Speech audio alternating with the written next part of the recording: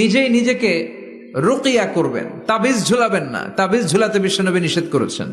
যে তাবিজ ঝুলায় আল্লাহ তাআলা ওই তাবিজের উপর তাকে ন্যস্ত করে দেয় আর বলে আমার রহমত তোর থেকে তুলে নিলাম, দেখি তোরে কে বাঁচায়।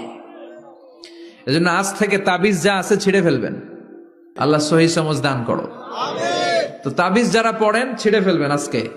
রাজি আছেন তো? ছিঁড়ে কি করবেন? সূরা ফাতিহা পড়বেন, পড়ে ঝাড়ফুঁক চলবে আজকে থেকে। ঝাড়ফুঁক করা সুন্নাহ। আর তাবিজ দেয়া হচ্ছে বিদআহ, যেটা বিশ্বনবী শেখায় নাই, সাহাবারা শিখায় নাই, ওইটাতে আমরা যাব না। ঝাড়ফুঁক করবেন। আয়াতুল কুরসি পড়লে জিনভূত আসতে পারে? কথা বলেন। সূরা ফাতিহা পড়লে আর অসুস্থতা থাকতে পারে? বিশ্বনবীর সাহাবারা একবার সফরে বেরোলেন। সফরে বেরিয়ে হঠাৎ দেখলেন মরুভূমির মাঝখানে কিছু লোক জটলা পাকিয়ে রেখেছে, একটা লোক শুয়ে আছে। আবু সাঈদ আল খুদরি ছিলেন ওই সফরের লিডার। বললেন কি হয়েছে?